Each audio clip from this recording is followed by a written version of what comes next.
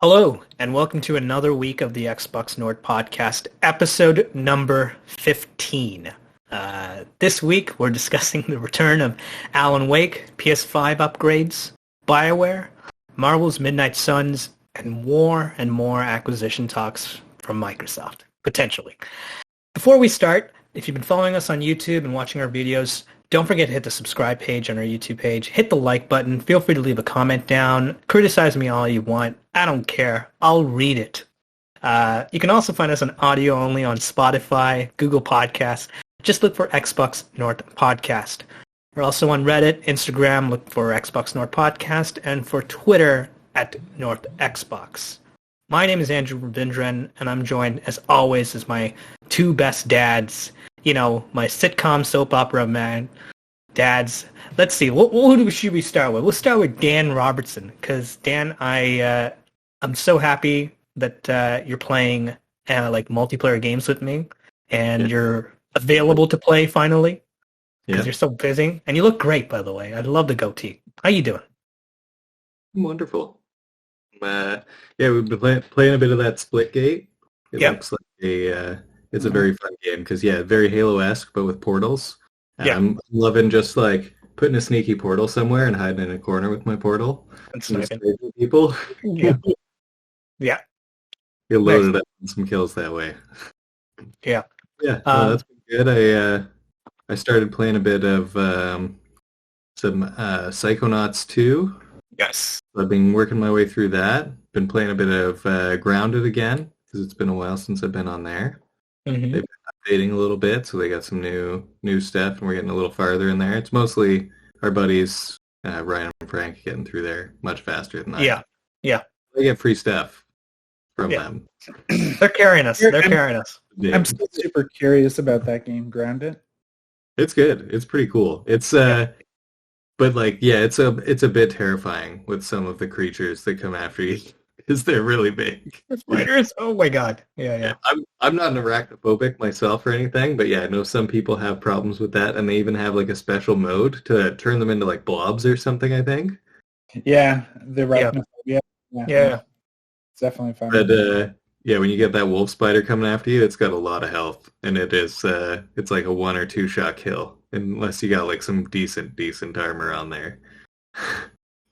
Yeah, there's a pretty like clear progression with the armor, right? Yeah. It seems like it so far. I mean, I keep every time we like break through and start doing something new, it's like we get close to the end of that, and like there's just so much more. It seems like we're barely scratching the surface on most of it so far, and we've got like just getting like some level 3 armor now and stuff. Nice. That's fun. So, like, what bug are you killing for level 3 armor? So level 3 armor, I think, was you needed crow feathers. So you need to like get to like a special area where I guess you can find some loose crow feathers. I wasn't actually there when they found them, but last we were playing, because there's also like these underground science center like bases and everything, and one of them we went into was in like a poison gas area. So you have to make yourself a gas mask. And you gotta keep that on the whole time while you're going through there, otherwise you'll start to die. And like you only have like the life of the gas mask before it just stops working because it'll break. So you gotta time that in too. But we found a second little base and ended up having to make a few trips in and out just because we kept getting hit with stink bugs and stuff and all sorts of crazy creatures that just knock you out and murder you, and then you gotta go back and find your backpack. I gotta get on there. Yeah.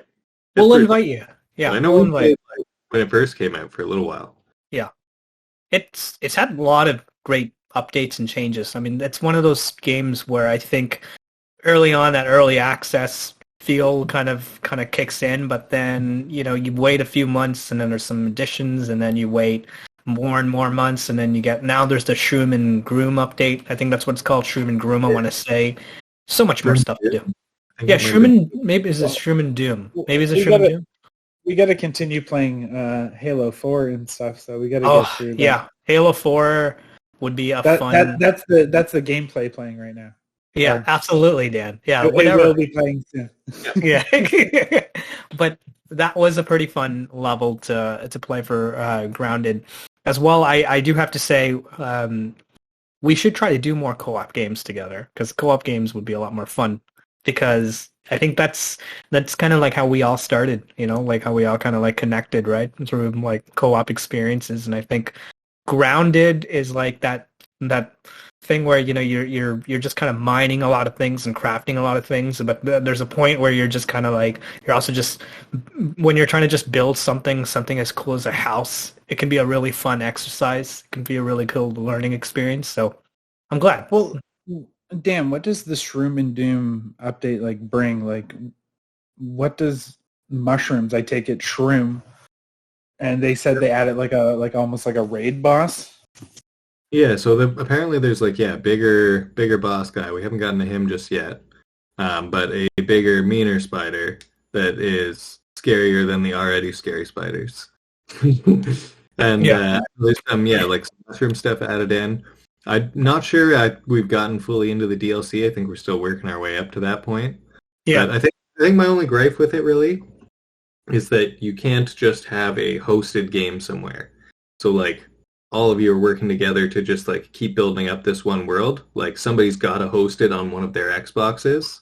So you'd either need a spare Xbox or that person who hosts it to be online to actually play that world. You can't like all save the same world, it seems like. Okay, so you'd want like a server almost, like how they do realms in. Yeah, exactly. Yeah. You probably have to pay for that if they ever did add something like that. I could totally see that, and I wouldn't mind even tossing a few dollars just to host my game there for a little bit or something, or at least have it like cross save, like have it share that save file with all the other people, and have it work like almost like OneDrive style, where basically it's just like cloud storage, so you can have it stored on your computer. And whenever it's online and connected and working and everything, like whoever's hosting that save file, it's automatically syncing that to just a server storage, I guess. So it's still a server. It would kind of have to be because it's cloud save, but... So you want a server? Yeah. You guys did this arc, now you're going to... Yeah. Want a server? Yeah. Okay. It'd be interesting, like, if you load it up into the world, like, so if they could sync your cloud save and, like, everything, your progression just kind of, like, appeared, like, there. But that could be weird. They'd have to bring in servers. I think that'd be a good idea for that game. Yeah. I mean, it wouldn't be too different than most other games, right, that are kind of online based like that. It's like you're saving your inventory online in a cloud save and everything. It doesn't really cost you anything extra because it's not too much of a save file really, I guess. So you'd have to either transfer what's on your character or transfer the whole world around, which might take a lot more with the whole world. There's definitely some performance increase with the Series X at least though, and the Series S. Very colorful. Yeah. When you climb up to to see the Honey I Shrunk the Kids world that you're in, beautiful grass, beautiful, it's a very gorgeous looking game. But at first you just don't notice it because you're looking at small little detailed dirt and all that stuff. But it is a good visual spectacle. I wonder what the next update or when like the 1.0 version of that game will come out. And I'd be interested to see when that's happening because have it because it is still kind of like an early access game. I mean, it's like a full game now, but it's still, at least I'm pretty sure it's a full game. It's still in preview. Still in preview. Yeah. So I'm wondering when it will come out of preview, or if it will even ever come out of preview. But I don't imagine the 1.0 version of that game will be a pretty substantial update for that game. So absolutely. Also with me, Josh James or Joshua James. I don't know why I say Josh James. Sounds like more like a Western folklore hero right there. How you doing, my buddy? Yeah, the lead. I'm doing good. Been working hard, been playing games. Get ready for the zoo next week. I'm going to take my son and the little girl. That should be fun. But I've been playing a lot of Psychonauts too, specifically. Pretty much exclusively that right now. That game has just been Absolutely fantastic. Like, talk about such a... Well, I was talking a little bit about it last week and how the game has very interesting transitions, but because you are jumping into all these different minds in the game, every level is so unique, has its own music to it, it has its own style, its own story to itself, and kind of it dives into subject matter to do with like mental health and how it affects you. Like there's this one character who keeps on having panic attacks, and when he gets into that panic attack moment, it manifests this creature that's like going really fast. Because like when you get a panic attack, things feel like things are like really start to like go really fast and pick up on you. And it's interesting seeing these things manifest and their concept for what these just regular, everyone feels depressed, anyone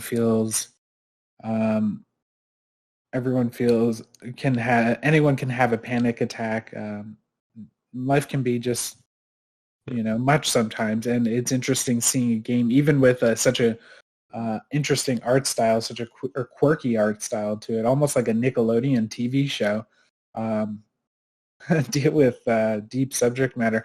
Man, and it's like not a kid's game. Like there's one scene where they're like, yeah, they went up onto the hill up there. Oh, they like to do drugs up there. And I'm like, oh, wow. Wow.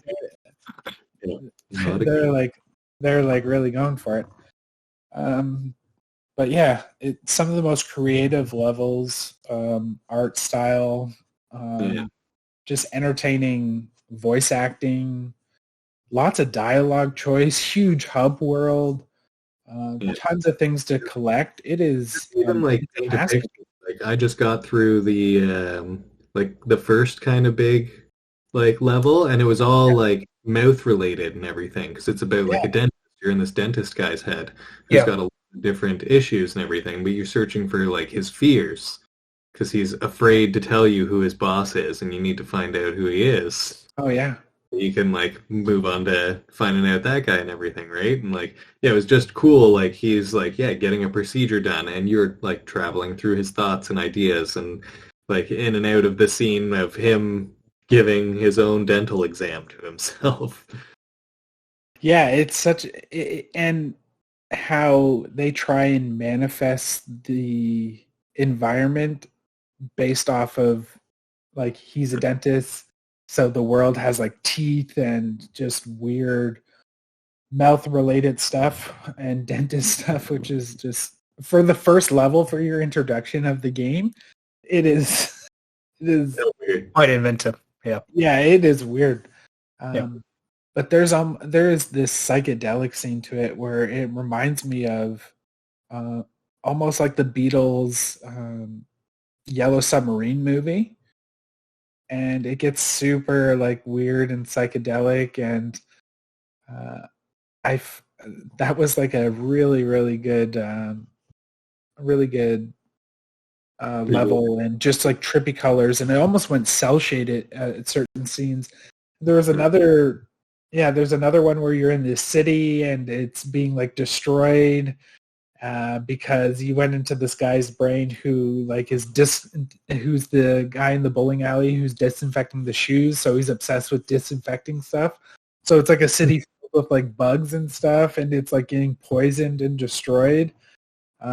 It's such a weird game. I definitely recommend anyone go play this game. Like absolutely play this game. It is phenomenal for sure. Much do like needed game to be released on Game Pass, but also just congrats for like Tim Schafer for finally getting a game that like a lot of people can play, because sometimes I felt like the last Psychonauts not a lot of people touched, and I just felt so bad about it.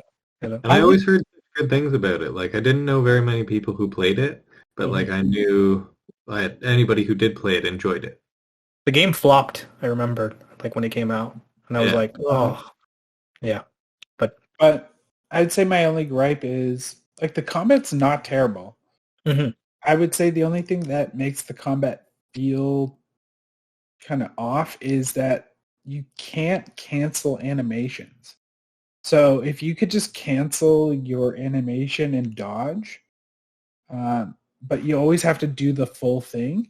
Yeah. You could just cancel and like dodge like right when you press dodge instead of waiting for you to finish the move. The game, that would help the game so much.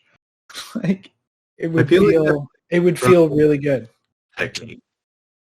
Like it'd be like a development technique for developers to kind of slow down gameplay or whatever too. Like because you could kind of choose like whether you can break that or not. Could speed up the gameplay because it would allow you to dodge at the last second and continue like a continuous chain of moves. Whereas when you're playing it in this way, you kind of have to be a little more strategic with your moves and everything because you got to make sure that you're not going to get walloped while you're trying to finish your animation, right? And try and time that. Yeah, so that's the only gripe I would give the game is there's this you just let me cancel those animations and dodge. But besides that, the combat's not that too bad. Awesome. I like it. I keep you just using the mind bullets. I'm just like taking out everybody. I use the mind bullets. Also set people on fire. Like there's some enemies that will take to fire really easily. Really easily. Like the blobs. Those guys like burn really quick. Oh yeah. Yeah. They like slow you down a lot if they get to you first. Yes, they do. What are and the boss fights, like bad thoughts that bring you down and slow you down. Yeah, no. And like, man, I played this one level where everyone was, it was like a game show, and the level itself was like these 4 stations. It was a chopping station, a frying station, a boiling station, and a blender. And you had these 3 judges, and they were all puppets, but they were puppets of the teachers, or like the main agents in the Psychonauts, but they were animals. So there are animal versions of the Psychonaut agents, and the whole game show was you making a meal. So you had to be like, okay, you're going to take this bread and chop it at the chopping station, then take it and fry it. But you also have to be boiling an egg. And they're like part of the audience. And like when you pick them up, they're like, yeah, boil me. You can go chop me up. And like, such a wild game. It's so good. Yeah. But I could talk all night about Psychonauts. Play that game. I'm glad. Yeah. Awesome. All right. For yourself, Andrew. Oh, right. I keep, also, yes. I will say right now I'm somewhat stuck in Psychonauts 2, but I'm just gonna try to bear down. But I'm after the casino. Everything that Josh has said, I'll just say that this is definitely one of the best games of the year. Other than that, still playing a ton of MLB The Show. I've got unlocked a lot of good characters. Obviously, there's this Diamond Dynasty mode that's really addictive with all the cards, the little baseball. Did you get your perk? Did you get your? There is MLB The Show perk on Game Pass. Yeah. As soon as I saw that, I'm like, oh, okay, another reason for me to play a game that I'm already playing right now. It's what can I say? I love baseball and that, so it's really good. And then after that, I just tried a really new, cool game preview game called Craftopia. We were just talking about Grounded and games like Ark. If you are a fan of, if you're a Minecraftian, that's what I call it, I recommend checking it out. It's an Xbox exclusive. It's something that I didn't realize. It's made by a small Japanese team. Yeah, and something interesting about it is that it's got this really cool, like, Breath of the Wild visuals going at it. It's really pretty. It is on game preview, so the server kind of crashes a little. I was playing with my buddy Frank, and like it kind of crashed a few times on his Xbox One, so maybe it's better on the Series X and S. Love it because guess what? It's got this like Age of Empires little thing where you can go like advance to a certain age, and then you get like motorcycles and flying vehicles. So you have this island, and it's got a cool story. You're this god that ruined a planet, and then you're back together, and you have like this little island, and you start up with, like a small island, and you're clearly just like hunting small animals, and you're naked. Well, you have an underwear for some odd reason.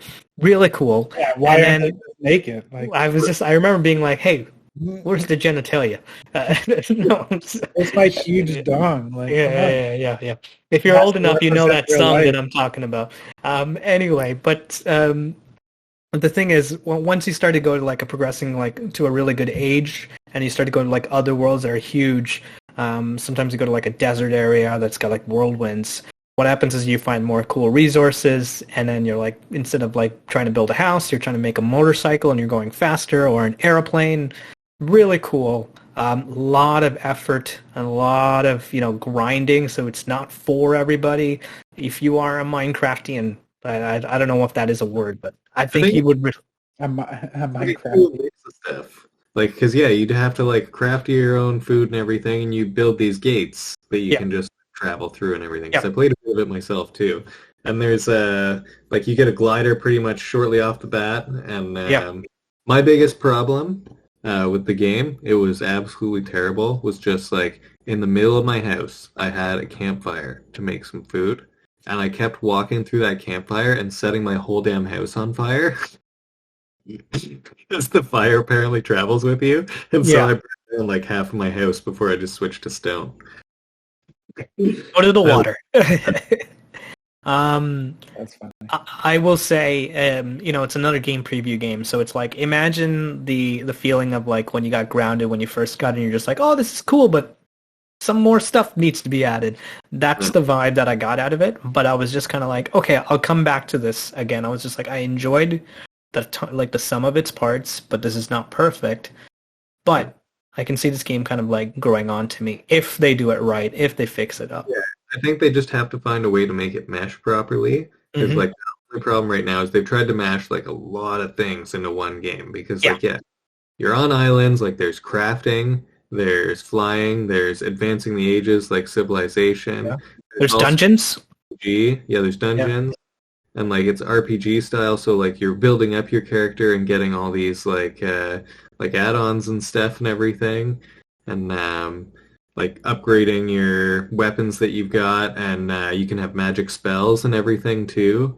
So there's a whole magic system. You can have 3 different like taskbars. So like I was setting up like a whole like gathering resources taskbar where I was using my tools and stuff, and then I have like a combat taskbar where I have like a bunch of magic spells and a whole bunch of like switching between my weapons. And so it's a pretty like interesting game, and there's a lot of things into it, and it's just about finding that right like fit together.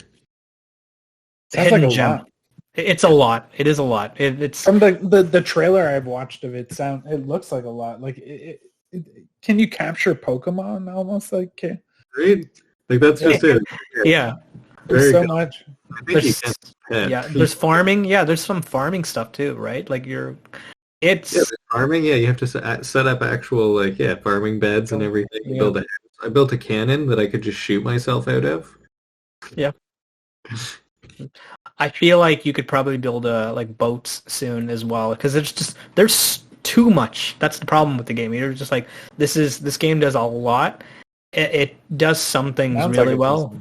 Yeah, but it's also like one of those things where I'm just like, it needs to fine tune, Dan. It needs. I think if the ages were like broken down a little more and they were more of like a gradual process, because it's just like, oh, you're in the Stone Age and then you're agricultural age. And in the agricultural age, you can just like, you can make houses, you can build furniture, you can like smelt and build all this metal stuff and everything. And then it's like, okay, and then you're in the advanced age. And then you just have like a whole bunch of like actual technology and stuff and everything. And then you can upgrade from there. And you just get like, you get overwhelmed with all the stuff you get all at once. Yeah. The history according to like, a small studio. It's I think exactly what you were just saying. I was just like, oh, it's really too fast. I'm like, now I can make a motorcycle? I was just like, I don't want to right now. But then I'm also like, maybe I should. So it's Craftopia. Great game. Check it out. Hidden gem. Not for everybody. Yeah, absolutely. And then obviously, what was it? Playing a lot more co-op games with you guys, which was a lot of fun. And I have to say, it kind of got me into realizing how much I really miss playing co-op games a lot more. I didn't realize that till now. The funny thing is, because of that, I just saw a new like World War Z update. I don't know if you guys see that, but there's like a first-person mode, and that's going to come out soon in about a couple of weeks. So hopefully we get some more, co-op games coming towards us. Well, we got what's that other? It's like World War Z. Back for Blood coming in October. So that's gonna be a lot of fun. That's gonna be us. Time flies, man. Can you believe it's like September and then there's like, I'm sure next week we'll talk about The Artful Escape because we're just like, that game just came out and you're just like, oh crap, these are like the last few indie games. And then after that, it's a lot of fall, AAA games. And you're just like, it's going to be December soon. And then it's Halo. And you're just like, God damn it, there's too many games. You know what I mean? And there's a lot of games coming out. There's a lot of remakes coming out. And remasters, which is like a big thing now, and it's kind of killing me inside because I'm just like, do I have time to play a remastered game? And then I ask myself like, I don't know, maybe I should, because maybe there's a sequel towards it.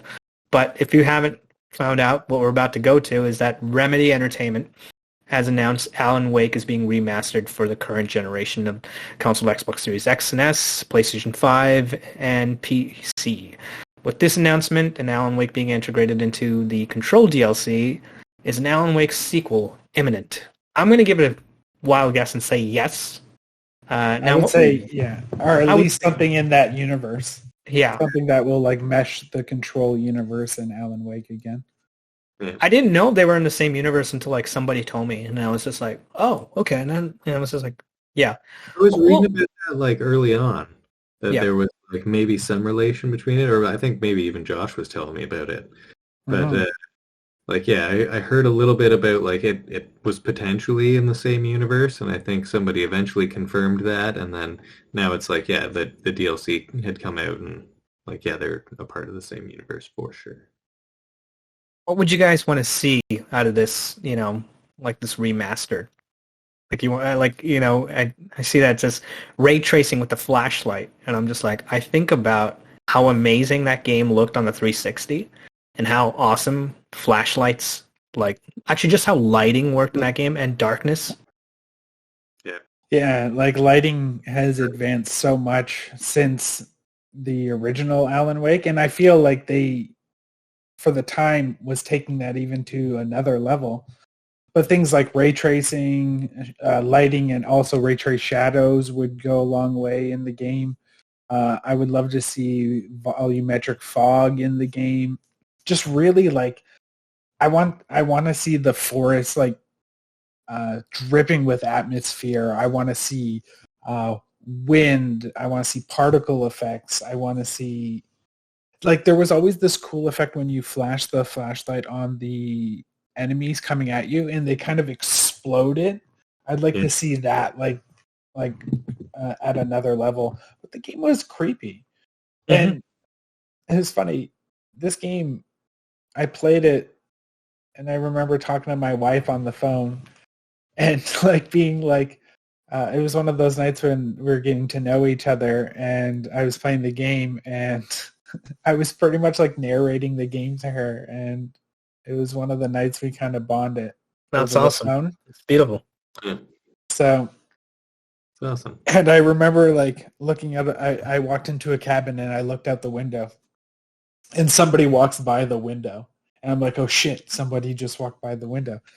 And then I go outside and I like, it's that classic scene where you like turn down and you look like down where the person walked and there's no one there, and you like look around and there's no one there again, and you're like, well, that just fucking happened in the game. Like, yeah, that's creepy as hell. So yeah, it's Alan Wake is it's a 360 gem in my opinion. One of the best 360 games in my opinion. Yeah, so I hear it's coming to PlayStation 5, PS4, Xbox One, and the Series console and PC. So everyone gets to enjoy it, and that's great. I think it's gonna be really good. Yeah, I think it's going to be good. I think it could like basically. I think Alan Wake Remastered has to be basically like a test run for what they're doing with all the new lighting effects that they have available to them. And I think like they're just going to use what they learned from this and basically create a new game, probably with control features and everything too. Well, they do use their own engine. Yeah, the And Northlight Control engine. does have ray tracing. Like they did implement ray tracing into an update for Control. So their engine is capable of doing quite a bit. So it would be interesting. Even using that as like, okay, we did ray trace reflections. Let's get this like ray trace lighting and shadowing. Maybe use this as like a little test bed for that. But obviously it's coming to PlayStation 4 and Xbox One. So, Yeah, we'll see how far it can get pushed. And we'll see what options they allow for that. Because if they're going to use something like that as a gameplay, well, it's not like it's a remake. It's just a remaster. So we'll see. See that being they're doing it with this one as well. Even just like they're releasing this game right around this time because they're it just left me. Well, they might be announcing something at the PlayStation event. You never know, like maybe a Control 2 or something like that. There could be like an update imminent. Just like a test on like the last generation of Xbox One. Then like when you move into the next game after that, you might be able to focus more on a Series S or a Series X only version. Okay. Or you could be releasing a game in the meantime to make that extra money to fund your next game.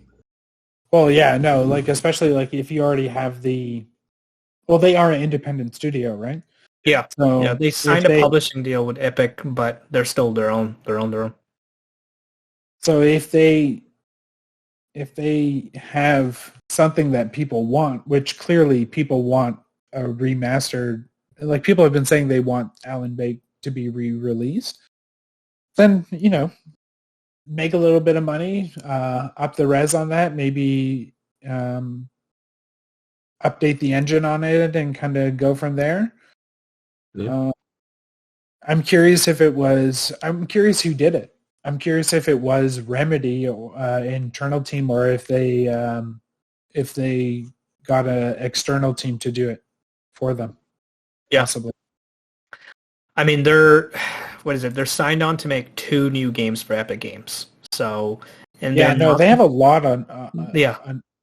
What they're working on right now. I wouldn't be surprised if there's like some like team that's also just like overseeing it with them, or like they're overseeing it and they've got like some sort of like extra like external studio just like doing some of the like the majority of the work. I wouldn't be surprised, but you never know. It's just kind of interesting to see how that like team kind of developed. I just think about like the old days, like how much I enjoyed the Max Payne games, the first 2, and then like, they announced Alan Wake at like 2005. That game took like 7 years to be done, by the way. 7 or 8, I want to say. It took a while. Like it came out like in the last few years of the 360, and it clearly looked like it pushed that system to the limits. So we'll see. Hopefully, I'm pretty excited about like what it's going to look like, but I'm just hoping that the Series X and S updates are free, not like PlayStation 5, because I'm sure we're going to get to this part, but we always have to do it. We always have to talk about the other guy, but we need to talk about this. Sorry, Josh, go ahead. Were you about to say something? Well, I was going to say maybe it's good we kind of let it sit for a bit, because we can kind of saw the full roller coaster that this kind of went through. But yeah, you're saying? I mean, just to reiterate, it's good when you're listening to criticism. You should always listen to feedback.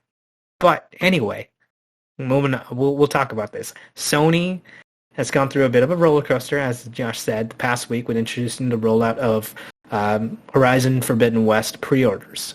When they first announced the pre-order path, there was no way for the owners of the PlayStation 4 to upgrade their game to the PlayStation 5. If they wanted to get the PlayStation 5 version, they would either have to pay for a version that gave you the dual entitlement for both consoles or spend $70 to purchase the game at a full price. $70, but $80 us Canadians, because we have to pay more for shit. That's how we are. I think it's like $90 actually. Actually, you are right. It's $89.99. That's right. It's $89.99, right? Thankfully, this backlash was so severe on the internet that Sony, even though it took them, I think, a couple of days, decided to reverse the decision, as they did promise it in a blog post over a year ago, actually, that it was going to be a free upgrade. After this decision to change it, they made sure that they did reaffirm that titles like Gran Turismo and the next God of War would not be a free upgrade and will cost $10, but at least there will be an upgrade path for those titles. Just like when Microsoft tried to increase the cost for Xbox Live Gold, everybody bashed. Well, we weren't even on, Xbox North. Well deserved. Yeah. And you know what? We made sure our voices were heard. Absolutely. And it's nice to see Sony listening to feedback to their fans, but it's also sad to see a lot of fans, just like on the Xbox side, defending their initial decision. Guys, what can we say? It's stupid, and then it's good that they reversed back, but this is just this is just people being cheap in my book. I don't know. What do you guys think? Well, in my opinion, I love how they say the dual entitlement. Mm-hmm. Like that wording was super specific. I'm like, oh wow, you really are like putting it out there. Yeah. But like, I've heard a lot of people say like, if you bought a graphics card and they're like, oh, you need to pay $10 for the 380 update version of this game, I'd be like, are you kidding me? Like, that's doing that. Yeah. Absolutely outrageous. And the fact that these games, and it's like, we're talking about a multi-million-dollar company here. Like, it's Sony. Like, yes, Microsoft can provide these updates for free, and they are a trillion-dollar company. But I've seen companies that, like the Hello Games people who do No Man's Sky, they do massive updates for free for their games. Yeah, and huge updates, and they're still doing it. They just came out with a huge one. And smaller, like when a small company comes out and does their update for free, and then Sony, the people who make your console, can't even they're sold out constantly everywhere for the longest time of like all these PS5s and everything. And like they sell TVs, they sell so many things, like headphones, like most like electronic things, they sell some version of it. And like for some reason they're not, like, I understand there's a separation between Sony Entertainment and Sony the actual company and everything too, but I mean, you could put some money into some of your consoles if you really want them to succeed, I guess. But it just makes it think like, it really makes you feel like they want to squeeze every dollar out of you, because like, why don't you give the person who got the PlayStation 5 the free upgrade version of Horizon? Don't you want them more engaged? Isn't them saying, oh, why would I upgrade to a PlayStation 5 if I know the competition is one just doing it for free? I feel like that I feel the damage it does to their reputation is going to cost them a lot more than $10 upgrade. And I love how they reaffirm. They're like, okay, we'll do this for Horizon, you little fucks. Like, but like Gran Turismo, God of War, you're paying $10 for those. We said this one would be free, but those other ones, nah, no way. Like it's funny too, because like this isn't really a new thing either, and like it's been happening for a long time. Just like like I know Microsoft kind of did the same sort of thing back in the day. There was some games that like you'd have to buy the new version of or whatever. But it's so nice now, like especially through like Game Pass or whatever games I'm playing. Like I've had it happen with Minecraft and Skyrim and everything where like you Smart just get delivery. like an upgraded version of it. It's like, why shouldn't you? Well, It's like, it was funny. People really? were criticizing the marketing term "smart delivery," and like, look where we are now, where people are just like, well, I guess I was wrong on that because apparently it's a huge deal on the other side. Yep. It's you hate to see it because they're just like, come on, man. You're the manufacturer of the console. Give your players a first class experience. Reward for what's a better feeling than buying a PlayStation 5 and like loading up your library and knowing that you have like all those PS5 versions of those games waiting there for you. But no, when you load those up, they'll be like, oh, if you have like 4 games, let's say, it's like that's going to be $40. And for us, what is it, like $13 each or something? Yeah, I mean, it would have to be something that is really like a game that I'd really, really want to play again, because like most of the time, like if you get a free upgrade to a newer version, then you're going to want to jump in that game and at least try it again for a little bit, play it for a little while. And that's going to help that developer, generate more traffic, have more people showing up in it. They get more money to make their next game. I can guarantee you the developer doesn't want to do that. Yeah. This is an executive decision. Yeah. Oh, yeah. And that's just it. It's like when you want to like make me pay for it, I don't want to jump back into that game unless it's a really good game. Yeah, I'd rather use that $10 when I bought a new console to put towards buying a new game, because it's not like they have much of a Game Pass offering, right? Like, yeah, PlayStation Now, it's okay. I think Oddworld came out for like free on Game Pass under like their PlayStation Now. You guys are right, though. I think the problem is, and what Daniel was saying, was the fact that it's clearly like there's somebody looking at a spreadsheet that's an executive that's going, if we put X amount of, X's and O's, and this is where we're going to get. And they're not listening to a single gamer, a single customer. They're just looking at their spreadsheet and go, if we do this, this is how we're going to do it. And they're not looking at Microsoft's response. But I think when you get that much like feedback and traction and everybody is overwhelmingly like telling you how stupid this is, it's good. It's good that they listened. You know what I mean? It's good.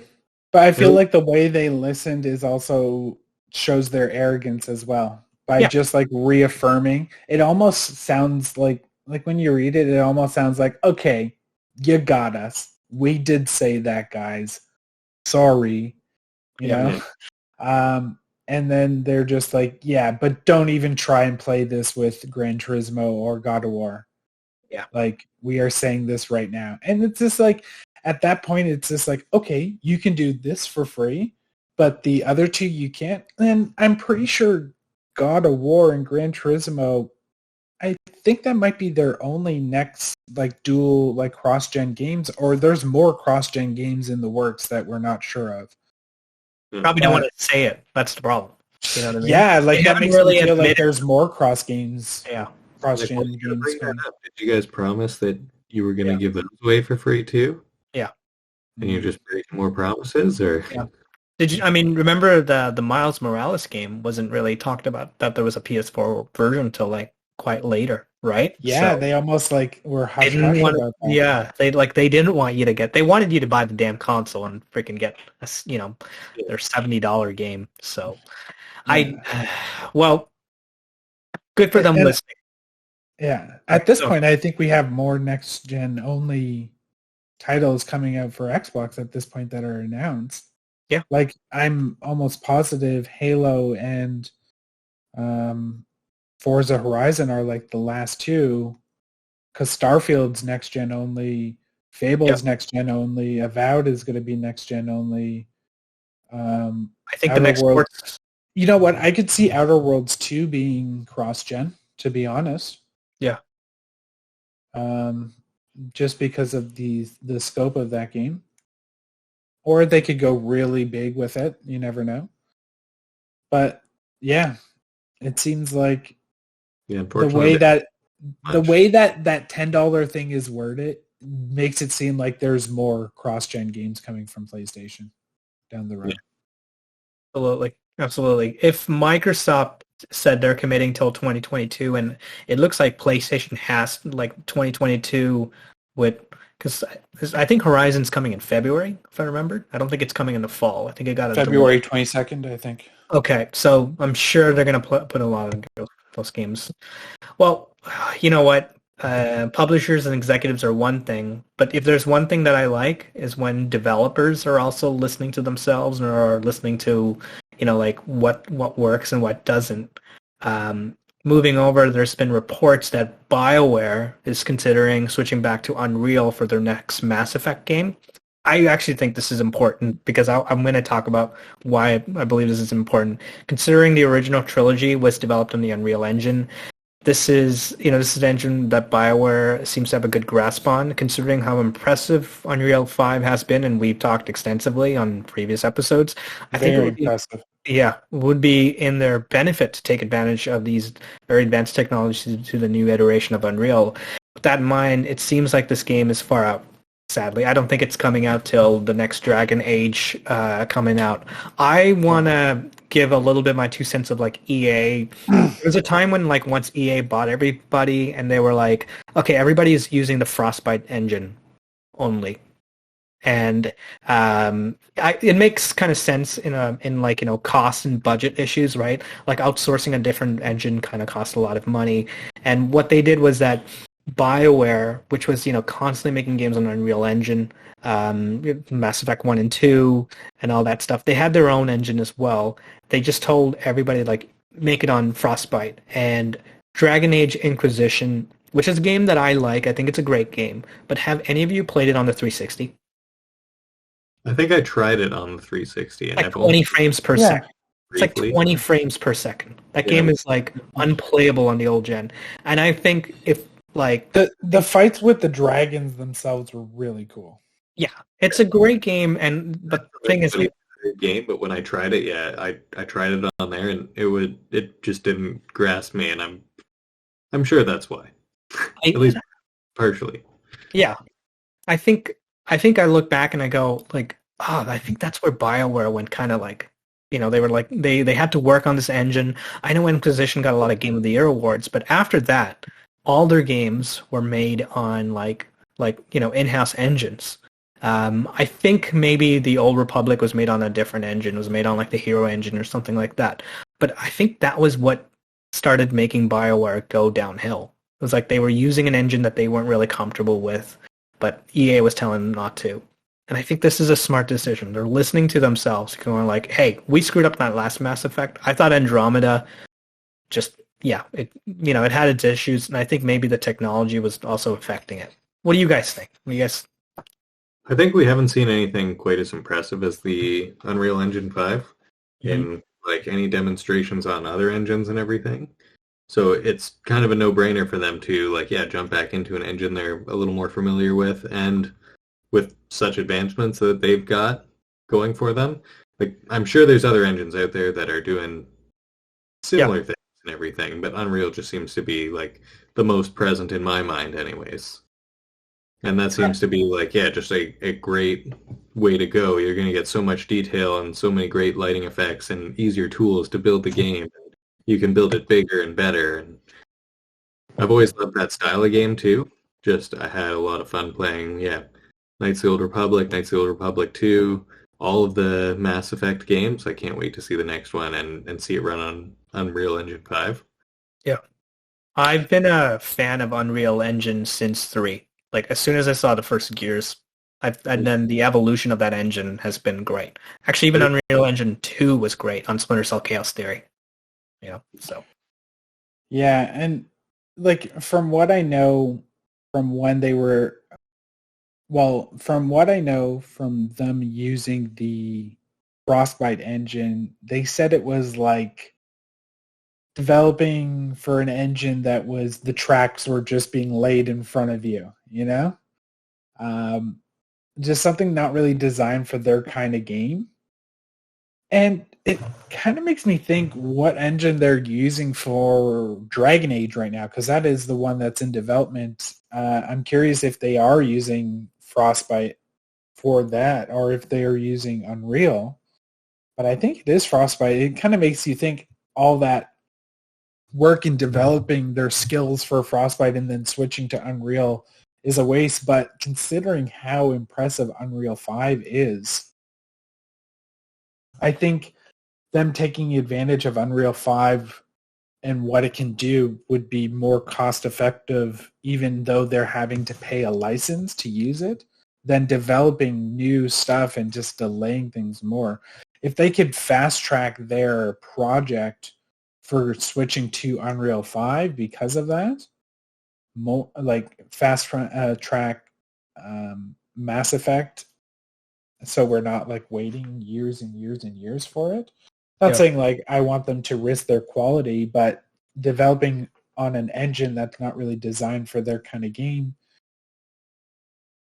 Yeah, I think like you were saying, Andrew, it's a no-brainer. You got to trust your gut, and if they feel like that's a better choice for their studio, EA, trust your developers. You want to do what's best for them because in the end, they're the ones making you money. Yes, we pay the money for it, but we want a quality product, right? Yeah. So I think switching to Unreal 5 would be great. And nice thing about Unreal 5 is like I'd say the thing with Unreal 3, like remember Unreal games had that Unreal look to them? Yeah. Fat character models. You could just be like, that game is using Unreal. The Unreal Engine. It just had this look to it. I don't know what it was. It wasn't so much the character model because you could put whatever character model you want in it.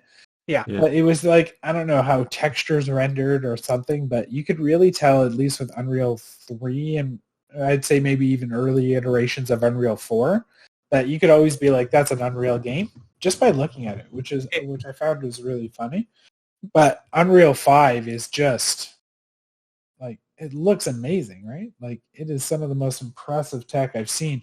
And like the fluid effects in the engine uses, the particle effects, all these complicated things that are just not something baked into regular, just like, let's say, an in-house engine. Like you'd be silly not to use these new techniques. Absolutely. It's funny you just said about how like when an Unreal Engine game looks like an Unreal. Outriders looks exactly like how an Unreal Engine. Like it's funny that you just said that because I'm like I just kept thinking about when I was playing Outriders. I'm like, oh yeah, this is. It's also it secretly looks like a Gears clone, but also it's funny that you said all this stuff. Yeah. We'll see. I'm happy. I'm happy. I want Bioware to go back, guys. That was my favorite developer when I was a kid. I love those Knights Republic games. I also love Jade Empire, which was, I think, a secretly underappreciated game as well. And it's funny you were saying this, but I also realized that they were like a 2-3 year studio. Like they would release a game every 2-3 years, and it was like they had multi-years. Obviously, game development's harder now. But it's been a long time since they've released a game. Since I think 2017, I want to say, was like the last released game they've ever done. And then they've been kind of dormant right now. So I'd love to see them. What was that, Anthem? Yeah, maybe that was 2018. I want to say maybe that was 2018. I totally forgot about Anthem. I totally forgot about that game. I enjoyed like most of the game. Right? I think everyone forgot about Anthem. I was disappointed that they failed so hard because they had like an Anthem looked so good.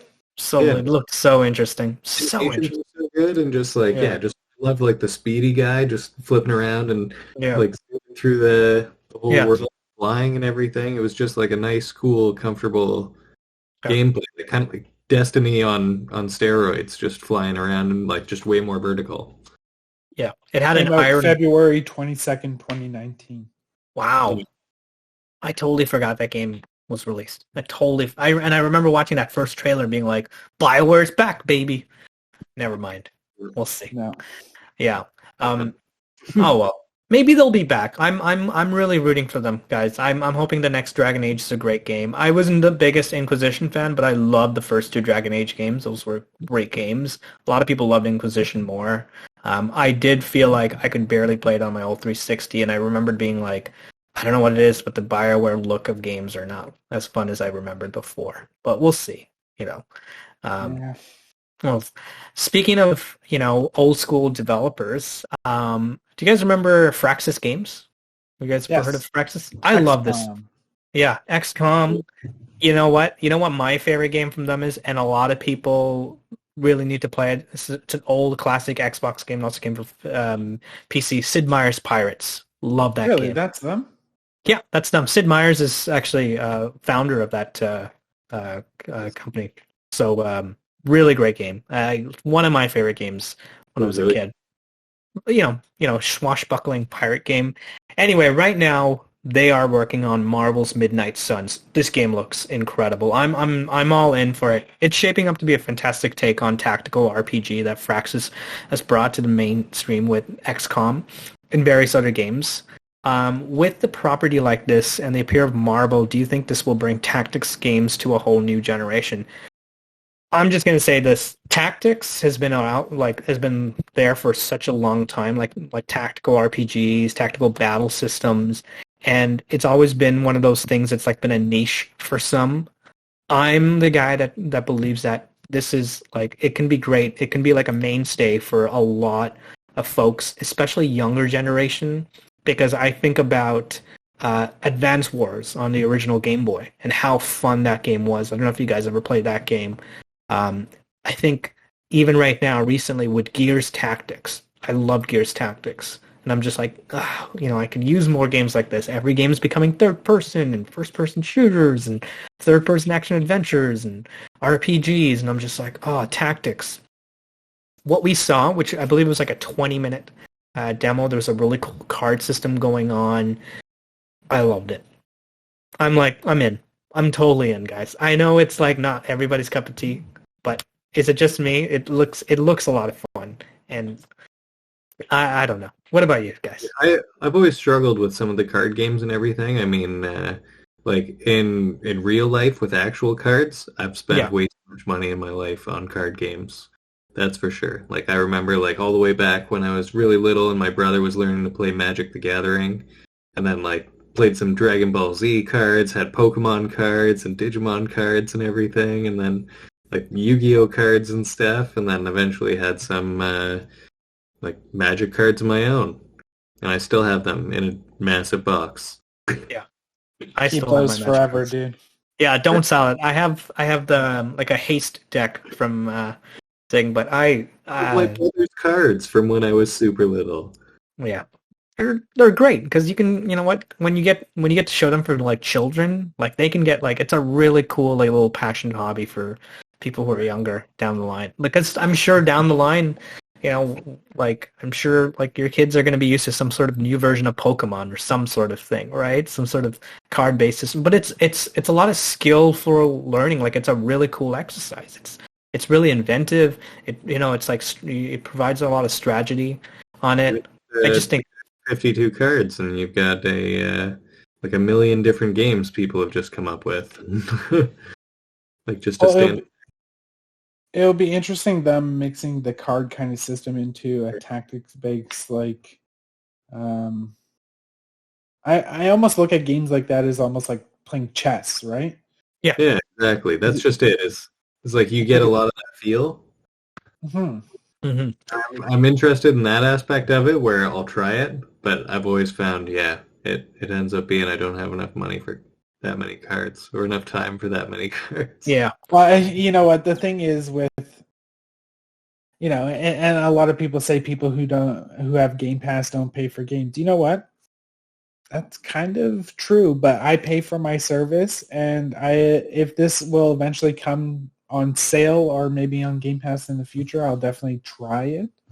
Oh yeah. I don't see me picking it up, but as a comic book lover, I love the fact that they're using characters like Blade in it, Wolverine. Seems to be a pretty unique story too. Yeah. And I love this like era we're in of Marvel games where it seems like they're just going to other companies and they're like saying, "Hey, you make cool games. Why don't you make a Marvel game?" Yeah. Like, Doesn't matter like what universe you're pulling from or anything, but Just make it. Yeah. Just make it. Make it cool. It's I mean, when I watched this, I was like, oh, it's cool, the hunter. So it's like you get to create your own superhero, and then you get to have the other heroes to be beside you.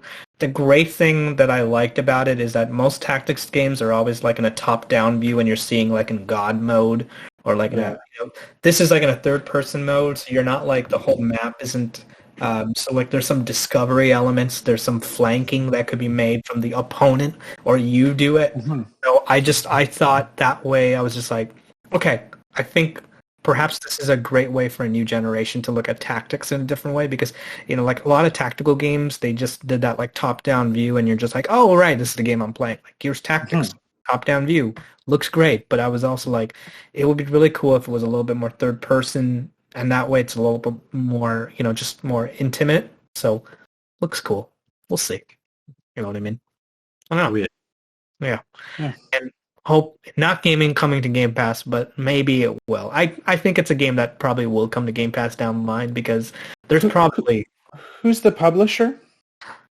Oh, it's 2K. Oh, it's 2K. It's so funny you said that, Josh. You're so good at this. You're so good at the damn script, man. It's like you wrote it. Yeah. Okay, well, it's funny that he said that, because guess what? It's our big discussion of the day. We are hearing rumors that Microsoft is not going to be quiet for much longer on this whole acquisition of publishers. It's now starting to heat up, particularly one between what publisher again, Josh? Take-Two, apparently. Take-Two. Like, oh yeah. Just a thought. Like if Microsoft ends up buying Take-Two, by the way, Take-Two is 2K, Rockstar, and also Private Division, which is a publisher that everybody needs to know about. Which Microsoft has worked with, so is Obsidian. Absolutely. And that would send huge waves throughout the industry. We're talking about a company that's valuated at $20 billion. So that's 2.5 Bethesdas, ZeniMax. I think, or no, that's almost 3 Bethesdas, right? Yeah, pretty much.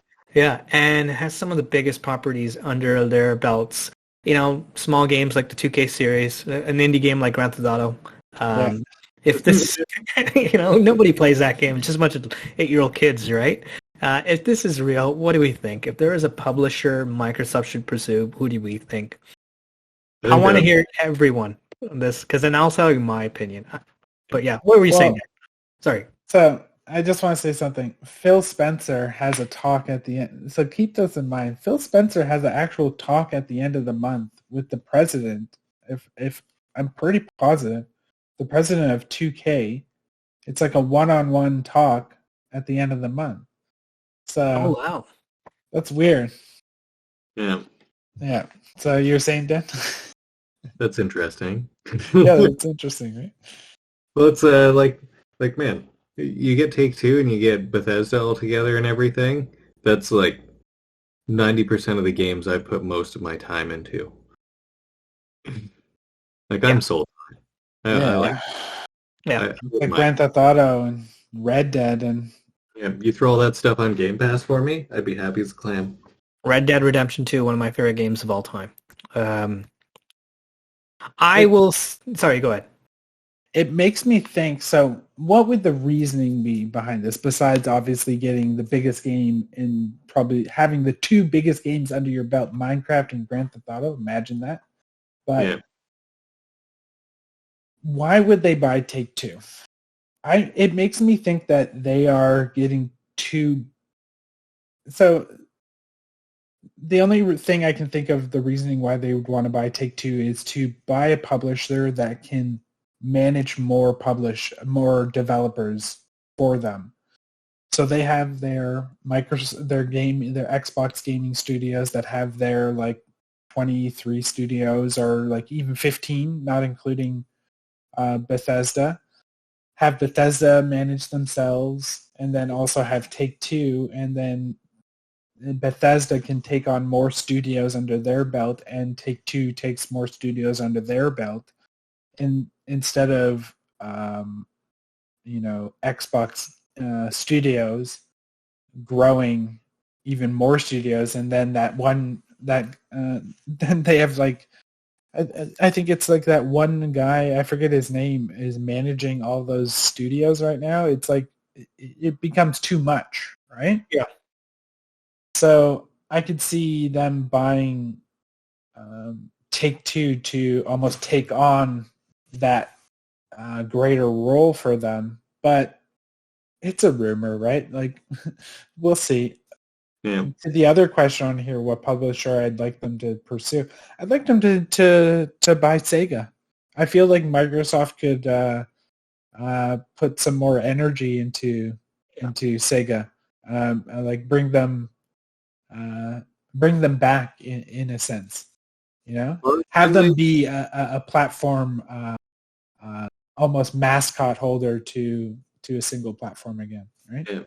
Didn't they even announce, or aren't there rumors of something about a second Sonic movie?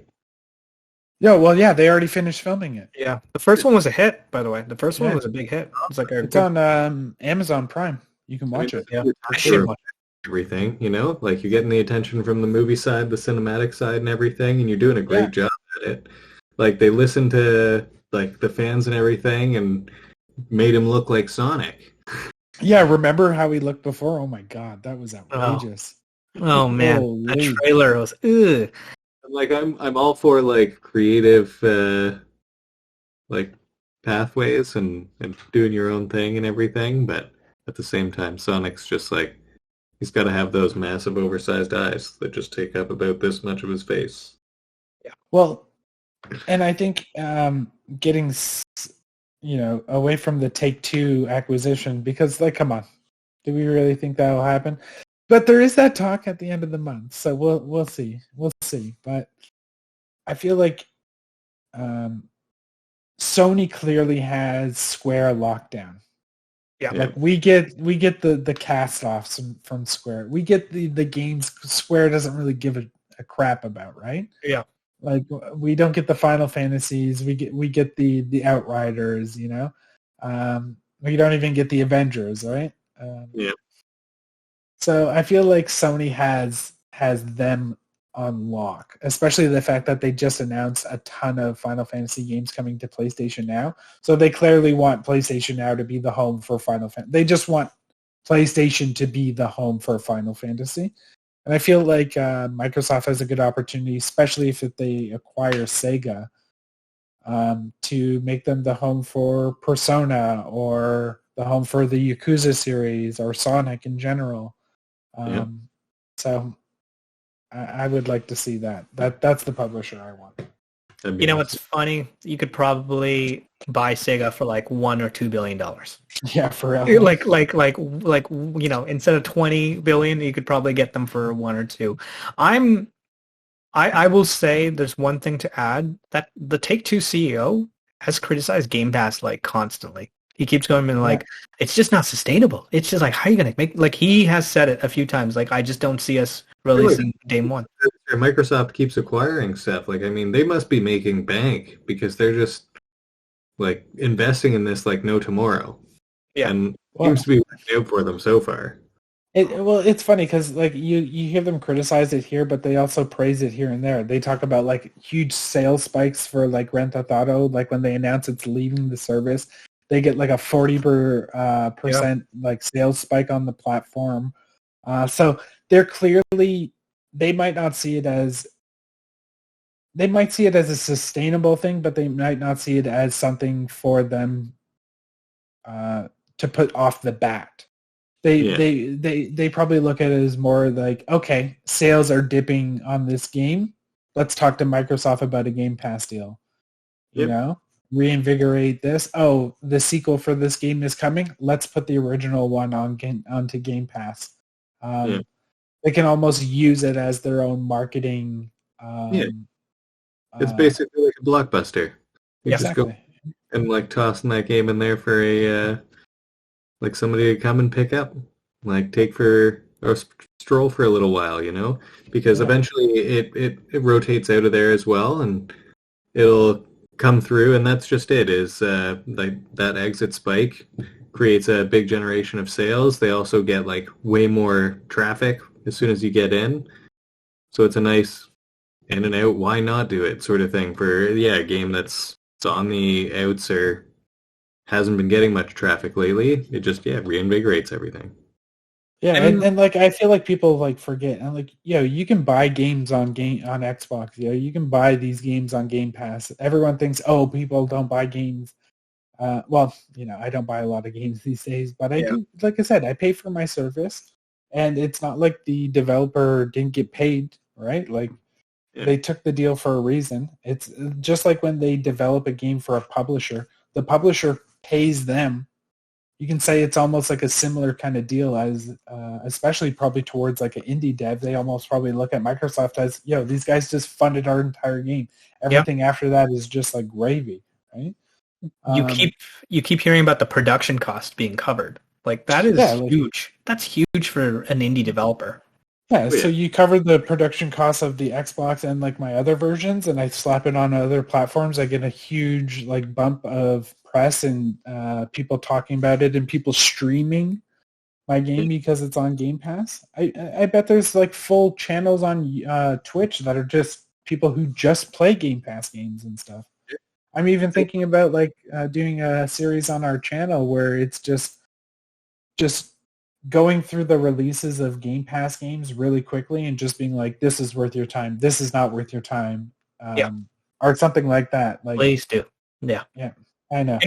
May I also put in a publisher that I really think that should be bought, but I know we're not really talking too much because we're all Series X owners and we don't play a lot of PC, but I think we need to buy a big PC publishing purchase, like somebody like in the reign of like Valve or some sort of like Paradox or something like that. I'm not trying to say like, hey, leave Xbox behind. I'm sure they'll figure out a way to put like a keyboard and mouse and implement PC games on consoles. Like I hope Age of Empires comes on console.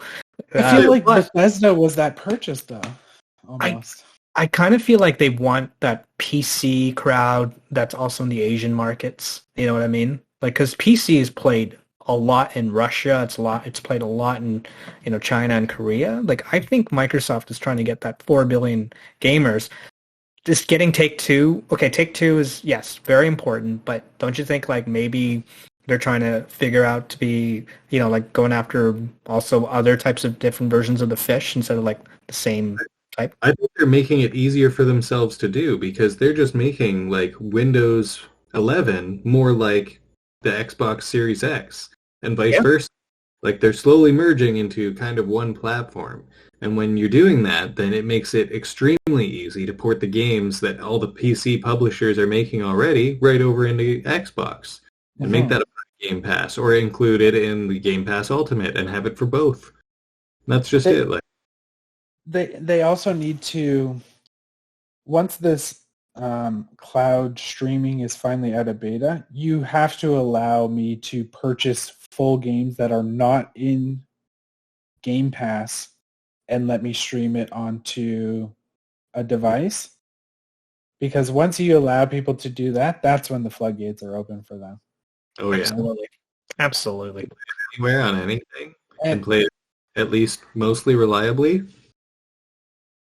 And like, they're going to be at the Tokyo Game Show. We were saying like last week, I feel like their biggest opportunity is to push portable gaming on cloud streaming.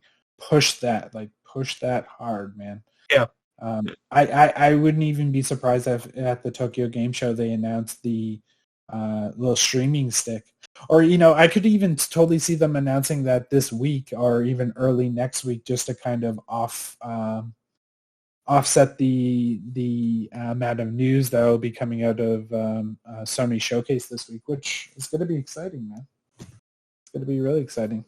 The future's bright for sure. Absolutely. There's going to be some exclusive news coming in Tokyo Game Show as well. Future's looking really good, and I'm in the camp where I feel like, man, I'm so happy that like Microsoft is constantly buying. But the thing that I keep thinking about is the fact that like, hey, Microsoft is making so much money, but they have to invest in these things because they're going to be losing money if they don't invest in things and buy it in and put it into like like, like investments, because that money is they literally have a bunch of money that they have to put into. They have to like purchase these stuff. So it's only good, and it's only helpful for us, and it's only great. You never know. That could be one of the main, like in 10 years, that could be their main source of revenue, is like their gaming division. You never know. Like, this sounds crazy, but like, what if things like the metaverse start like taking off? Like these, like think of this is getting into more like science fiction almost territory, but think of the book Ready Player One. Yeah, like think of a future kind of like that. And if you have the backing of all these developers, and like, if this is where we are going in software, which it kind of feels like we are. Like, look at games like Fortnite with their whole live events, like that whole Ariana Grande event that happened, or just like their Travis Scott concert and stuff like that. Like, things are happening in these like metaverse games. Like, there's this game called Core, and now Deadmau5 has created his own Core world, and he's doing live concerts within it, and it's constantly evolving and changing. Yeah.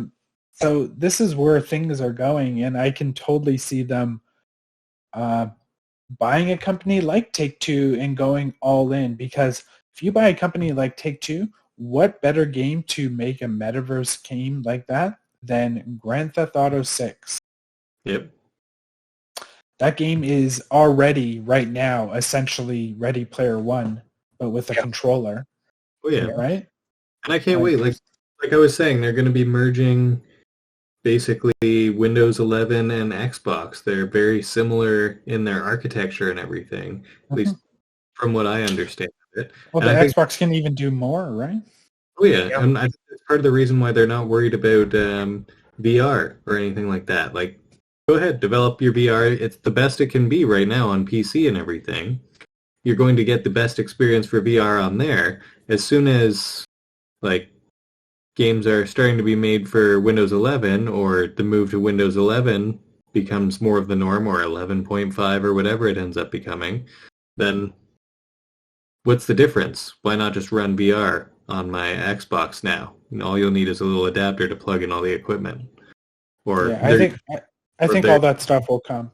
Yeah. Portable stuff, yeah. There's just going to be more portability, like the VR system you guys have. And when I said Xbox can do more, all right, people, I know PCs can do a lot fucking more than that. Like, believe me, I know the PC can do more. What I mean, like, the Xbox can do, they have right now a direct storage API, which is coming in. They do direct storage, which is coming in Windows 11. So that's the only thing I meant by it does that particular thing more. It's not like you're getting instant loads on PC right now, so shut the fuck up. I think Microsoft's like lined everything up in a row, and they're just knocking it off one by one. Because even if you include like xCloud in there too, and like the portable VR systems, you get a portable VR system with cloud streaming from your PC to that, or your Xbox to that, then you can have higher end VR games. So you can have more of a virtual reality. You can move around the room more. Yeah. Walk around and go wherever you want, and you're just living in a virtual world. And we're gonna it's funny.